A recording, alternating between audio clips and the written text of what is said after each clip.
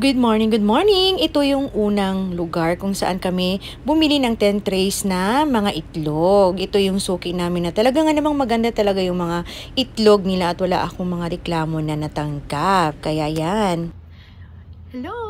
Magandang hapon po sa inyong lahat. Kumusta po kayo? Hope ay okay lang po tayo. And I just want to say thank you sa lahat po ng mga nanonood ng aking mga videos at nag-subscribe ng aking YouTube channel, Noelo TV. Maraming salamat po sa inyo.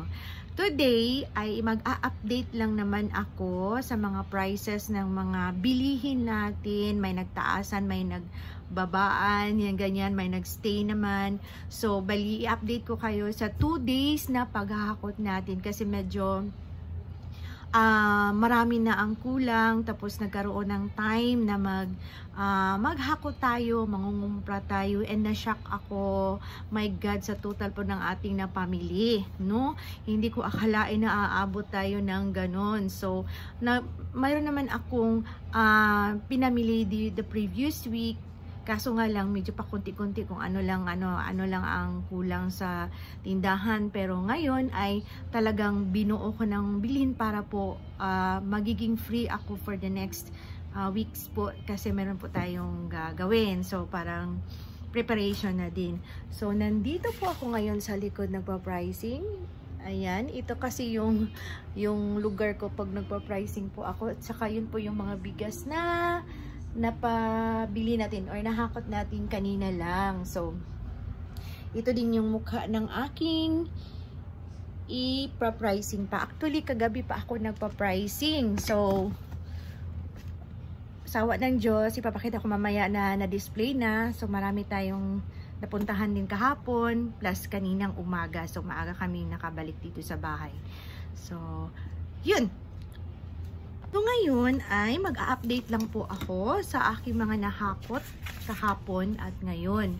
And then na-shock ako kasi nung binili naming bigas, 3 weeks ago yata, nung bumili kami ng 8 half sack na Kuhaku Yellow, the same pa din kasi yun talaga yung bigas na binibenta ko dito sa store. Kasi nga, kahit na medyo may kamahalan nga naman siya, pero masarap talaga. So, hindi ako mahiya magbenta. And then, na-experience ko na din na nagbenta ko ng medyo mura, tapos sabi nila, hindi naman masarap. O, diba? So, kaya nag-focus na lang ako sa isang isang klase. Pero nag-try na naman ako ngayon ng yung medyo mababa yung presyo. But na-shock ako kasi nung last time ay 1,240. Ngayon, 1,280. Na-shock talaga ako sa presyohan ng bigas ngayon. So, wala tayong magawa.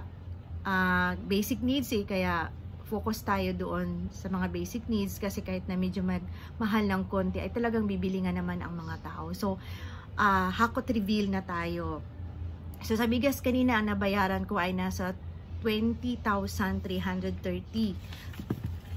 So, 16 half sack po yan na Kuhaku Yellow. And then, may isang klase na itatry ko na medyo mas mura. So, yun. Tapos, yung grocery natin kahapon ay nasa 11,435. And then, yung nagpunta tayo sa bodega ng mga Korean foods, nakahakot po tayo ng 11,435. And then, meron din tayong mga school supplies na, saan ba yan? 2,974. Tapos, mga buting-ting namili din tayo. And then, yung sugar, ganyan. So, tapos kahapon, na-deliveran din tayo sa Selecta.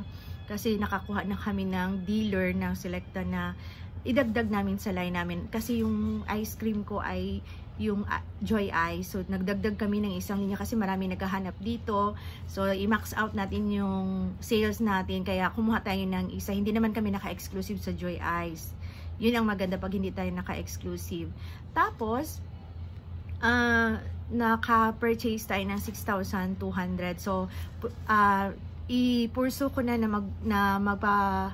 mag-avail ako sa free use nila ng ref. So, hindi pa daw ma-deliver supposedly today, pero nag-text sa akin yung dealer na Tuesday na or Wednesday ma-deliver yung ref natin. So, free use po yun. So, para po marami na din tayong mabili ng mga product ng Selecta. Kasi marami na din na naghahanap dito. Ang ginawa namin dati, magbili kami. So, mas mahal na po yung pagbenta namin dito. Kasi mahal talaga yung cost namin sa pagbili sa mga grocery store. So, buti na lang. Thank you. Shout out po kay Ma'am Ate Gina Vlog and Meat Shop. Maraming salamat, ate, sa tulong mo. Siya po yung tumulong sa akin na makahanap ako ng dealer ng Selecta, which is matagal ko na pong hinahanap talaga na saan ba ako pwede. Nag-message kami online pero hindi kami napansin. But sa awan ng Diyos, sa tulong din ni Ate Gina, thank you talaga, ma'am. Mayroon na po akong Selecta, and then mayroon akong mag-avail ako dun sa free use ng kanilang ref, yung freezer nila. So ito po yung ang taas-taas ng mga natin. O ito pa, mga resibo. So ito po, naitutal ko na po ito lahat. And na-shock ako kasi tumutal po siya ng 75,602. Oh my God!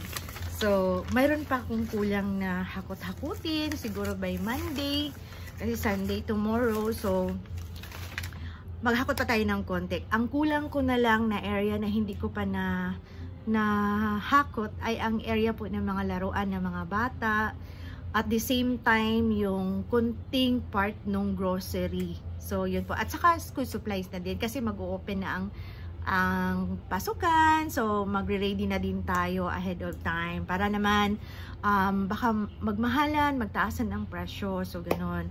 Tapos, yung natin, yung sugar, good news kasi bumaba po siya from 20 pesos yung 1/4 na bili ko, yung nakaripak na talaga. Ngayon ay nagiging 18 pesos na. So, good news naman yun kahit konti lang. So, sa ating pagninegosyo, dapat talaga na alam natin yung in and out ng ating money. Kasi po, kung hindi natin yan na ma-monitor, hindi natin mabantayan, hindi na tayo makapag-ruling. So, lahat ng financial side ay dapat po ma-monitor natin para po lagi po tayo makapag-refill ng mga kailangan or kulang natin sa store. So, yun lang ang update ko. So, ipapakita ko na lang yung mga kaganapan sa gala namin kahapon and kanina. So, tingnan na natin. Let's watch this. Siyempre, ang pangalawa namin pinuntahan ay ang bodega kung saan nakabili tayo ng umabot ng 11,000 plus. So, yan po yung mga Korean foods and others like mga chocolates. Ayan po yung 3 carton. And ito naman yung kanina lang na nakabili tayo ng 16 sacks na tig 1/2 sack na Kuhako yellow. So, ito po yung tumaas ng 40 pesos yung per kilo. Per sack pala. So, yan po, nagdagdag tayo ng 5 kasi akala ko hindi kaya ng sasakyan namin kasi yung isang ginamit namin yung Fortuner namin na black. So, I thought kasi hindi kaya, pero kaya naman pala, kulang pa nga pero meron pa kasi kaming bilihin at puntahan, kaya ini-estimate ko na lang. Yan lang talaga yung binili namin sa bigas natin. So, nagmahal na talaga ang sack ng ating bigas ngayon. Ayan. Hello guys! Ito po yung mukha ng aming sasakyan ngayon. Naghahakot po tayo. So, bumili po tayo ng 16 pieces na Kuhako na 25 kilos at saka yung isang Kuhako na klase. So, i-try lang natin. Tapos, namili din tayo ng mga plastic wares at saka ng Seagrams kasi ubos na talaga yung Seagrams namin. Marami na naghahanap. Kaya, yan po ang mukha ng aming sasakyan.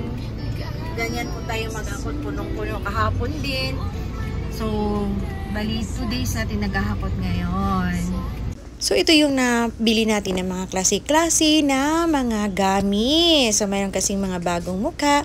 Bumili tayo kasi mura lang sa kanila, lalo na pag ganito yung bilihin mo. At saka, kasi anniversary sale nila, kaya marami tayong nabili na talagang bagsak naman ang presyo. Di, makakatulong din na lumaki yung kita natin pag nabili natin ng mura lang. And nilalagay ko yan sa canister kasi maraming bumibili dito na tag piso-piso, lalo na yung mga bata natin. And syempre, na-display ko na po yung 10 trays na mga itlog at isang case ng Seagrams. At ang hirap na hinanap namin yan kasi limited lang po yan at ilan lang po mga stores ang nagbibenta ng mga ganyan. At yan po yung mga chocolates na nabili natin. Nakabili din tayo ng mga Lux coffee. Ayan, na-display na. Pag may mga bago kasi ako mga products na bago sa mata ng ating mga customers, ay talaga nga namang dinidisplay ko talaga at hina-highlight dito. Bumili din tayo kahapon ng mga beauty products at umabot po ng more than 5,000 ang nabili natin yan. Syempre marami tayong nabili na klase-klase ng mga samyang na Korean noodles at saka yung luncheon meat na yan na bumili po tayo ng isang box. Ayan, marami na po tayong stocks at saka mga seaweeds kasi mabenta talaga yan dito. At syempre itong saranggola na to na nagustuhan ko lang yung kulay kaya bumili po tayo. And syempre po itong mga plasticwares, marami pa po yan kasi nga mabenta na yan dito. Kanina nga lang pinakyo yung naiwan ko na mga lalagyan po ng mga dumi ng mga damit. At yan po yung nabili natin kanina na malaki kasi nilalagyan ko po ng mga cartolina ko para po hindi siya maalikabukan. Ayan, at saka malinis pa din pag nasa loob, kaya yan sinegregate ko. Syempre, ito yung sako-sako na nabili natin kanina at saka mga bulto-bulto na mga chicherya na nabili natin kasi talaga nga namang mabilis maubos. At dito ako sa baba at yan po yung dry goods namin at dito po tayo nagpa-pricing. Ayan na naman ang tatapusin ko na pricing ngayon. And ito yung mga chocolates at mga biscuits na naiwan kasi kagabi marami na tayong natapos na at na-display na mga goods. At yan po yung tarpaulin na binigay sa atin ng Selecta. Ayan, meron na po tayo. Pero temporarily ginamit ko yung isang ref ko. Kasi by Tuesday or Wednesday ay ma-deliver na po yung free use ng kanilang freezer. O may dagdag na rin tayo na pangbenta sa mga ice cream. Maganda yan kasi lalo na ngayong summer at saka mainit ang panahon. And yung mga hindi talaga kaya doon ay nilagay ko sa bago kong ref. Yung sa freezer talaga yung ice na ref namin para naman may malagyan tayo while wala pa yung ref na in-order natin.